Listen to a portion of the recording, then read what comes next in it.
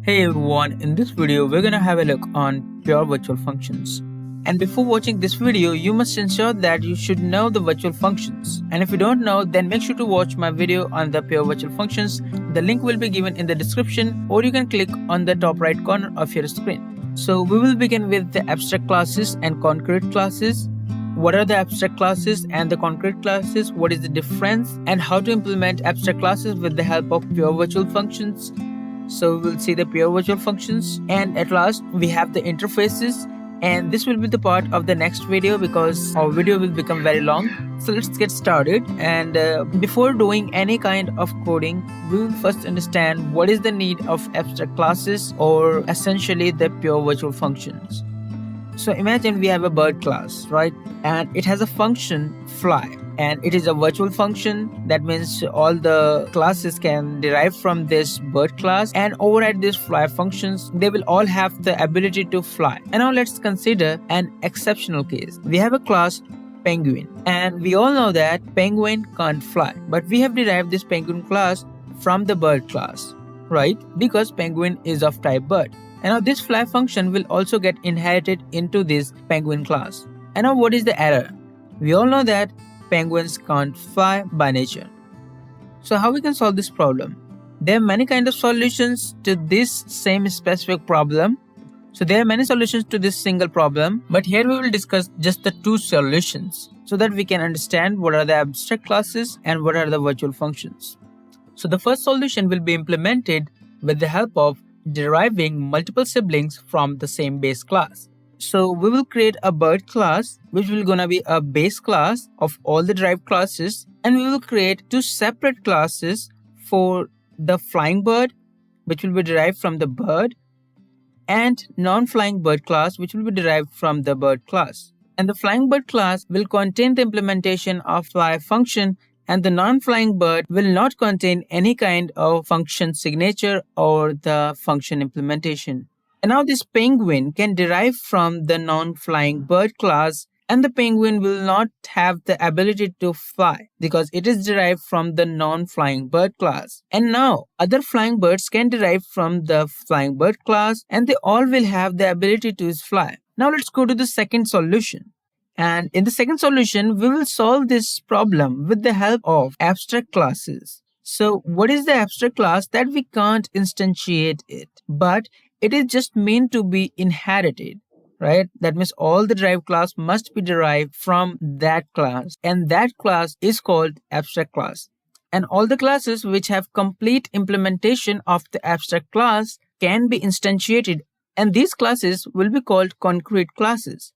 So we have created an abstract class bird, and this will not contain any kind of implementation of the fly function, but it will does contain the fly interface with the help of pure virtual function. And all the classes which are derived from this bird base class, or the abstract class essentially, can provide the implementation to this fly interface. And if they have the fly implementation, that means they are able to fly. And if they are not able to fly, they will not provide any kind of implementation to this fly function. And this is what we can achieve with the help of pure virtual functions. And now we can create a concrete class penguin, which will be derived from bird, and now it will contain the implementation of the fly function, but it will throws an error on call to fly because it hasn't ability to fly. And now we can also create pigeon class, which will have the ability to fly, and it will derive from the bird class. And now it will not throw any error on call to fly function because it has the ability to fly. Now let's try to implement both of these solutions into our actual code. And now let's create a base class, which is bird. Let's say class bird. And now in the public section, create a virtual method void fly, and we have to print some message onto the screen. Bird is flying. Okay. Now let's create two more classes. The first one will be our pigeon, class pigeon, and it will be derived from the bird class, right? And in the public section, we will put nothing and we will not override this function. We will use this default implementation of this fly function because this pigeon is able to fly. Now let's create the second class, which is our penguin. And this class will also be derived from the bird class because this penguin is not able to fly, so we must have to print some error message that this penguin is not able to fly, right? So in the public section, we must have to override this function, right? Because we don't want to use this default implementation of this fly function. So let's void fly, and you can also write the override keyword. And I would recommend that you must always use this override keyword and the virtual pair because this keyword will alert you at the compile time when you are overriding a non-virtual function. And now let's provide the overridden implementation.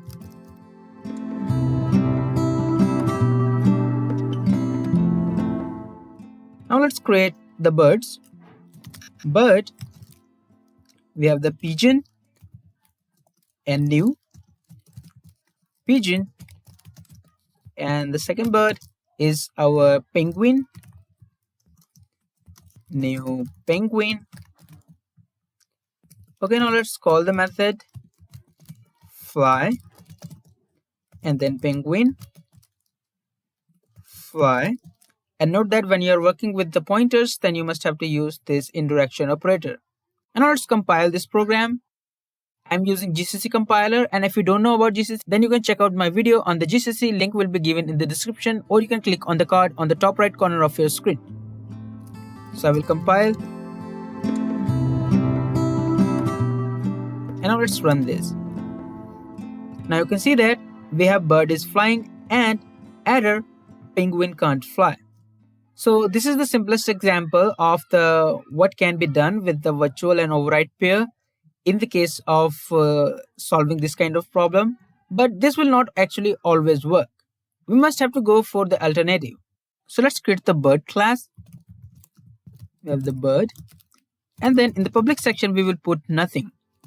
And we will have to create two more classes. So let's class, and the first class will be flying bird. And this will be derived from the bird class.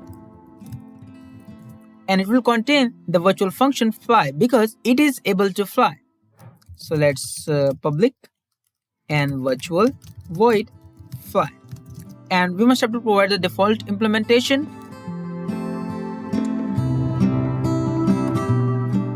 Okay, now let's create another class, which is non-flying bird. And in the public section, we will put nothing. Now let's create the penguin and pigeon classes. So let's create class pigeon, and it will derive from the flying bird. And in the public section, we have the option to override this fly function inside this flying bird base class, right? So let's override this. And similar to this, we can create the penguin class, and this will be derived from non-flying bird public. In the public section, we have to put nothing because it will not contain the fly function. When we'll try to invoke this fly function inside this penguin class, then we will get the compile time error that we haven't defined this fly function inside this penguin class, right? Or the non-flying bird. So let's create the birds. The first will be the pigeon,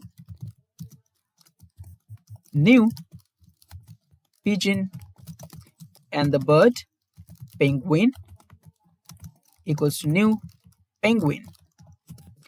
And note that we can't just call this fly function, right? Because this bird class doesn't contain any kind of virtual functions of name fly. So how we can invoke the fly function inside this pigeon, because this pigeon is of type pigeon and bird, right? And in between of them, we have the flying bird. So we know that this pigeon is of type flying bird and the flying bird is of type bird, right? So what we can do is to just cast this pigeon into the flying bird. What we can do, the C style cast flying bird, and this must be the type of pointer and the pigeon, right? Now let's put the bracket And now with the help of indirection operator, call the fly function. And likewise this non-flying bird, and then penguin. Okay. And then call the fly function. And now this line will throw an error at the compile time, and this will be fine, right? So let's compile this. Okay, so we have the first error is the expected semicolon after the class definition at the line number 19. So go to the line number 19. Okay, so we have forgotten it. And now we can see that we have the this class non-flying bird has no member named fly, right? This is the compile time error. And we have already predicted that this will throw an error at compile time, and this is the correct thing, right? So now let's recompile this because we have fixed some error. Okay, so fly declared as a function returning a function. Okay, so at the line 24, something we have done wrong. Okay, so we have done, I'm so sorry, it is by mistake. So let's recompile it. So the results are very predicted, and you can see that it hasn't any function of type fly because it is a non-flying bird. Or if you don't want to have this kind of cast, you can just put this flying bird into this and the non-flying bird into this, right? So you will not need to this cast. Okay, now let's recompile this. Now you can see that we have got again that kind of error because this class non-flying bird has no member named fly. And now to implement the second solution, we have to use abstract classes. So let's see how to make abstract classes by declaring some kind of virtual functions inside them. So let's class bird, and now in the public section, go to here, and this is the virtual void fly, and this is the virtual function, right? To make this pure virtual, you have to put an equal to sign in between of this close parenthesis and the semicolon, right? Like this, and then 0. So this is our pure virtual function. Okay. And now, when you try to instantiate this bird class, you will get a compile time error because you can't instantiate an abstract class. This is an abstract class. That means you can only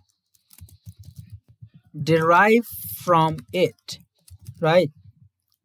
So let's try to instantiate it bird, right? Or you can also do that bird ptr equals to new bird. So at both the line, the compiler will throw an error. Okay, now let's compile again. Now you can see that cannot declare variable bird to be of abstract type, right? And now you can see that because the following virtual function are pure within the bird. You can also see that we have the invalid new expression of abstract class type. So this was the predicted result. And now what we can do is to just create pigeon, and it will publicly derived from the bird, right? And if this class is a concrete class, that means we can instantiate it. So we must have to provide the implementation of this pure virtual function. So how we can do that? So you have to write the void and then fly and then override, right? So override is here optional, but I would recommend that you must have to write the override keyword because it will alert you when you are overriding a non-virtual function, right? So let's provide the definition that stdcout. And now let's create the class for the penguin, class penguin. And this will also publicly derived from the bird class. And we must have to provide the definition to our fly function.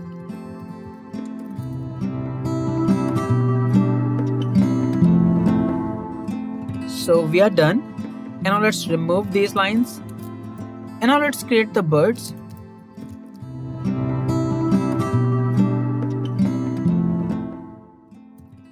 and call the functions fly and the penguin. Okay, now let's compile. Now let's run the program. Now you can see that pigeon is flying and penguin can't fly. So this is an abstract class and this is the concrete class, and this is also an concrete class because we can instantiate these penguin and the pigeon. So this is pretty much for this video, and if you like this video then make sure to subscribe, and in the next video we will learn about interfaces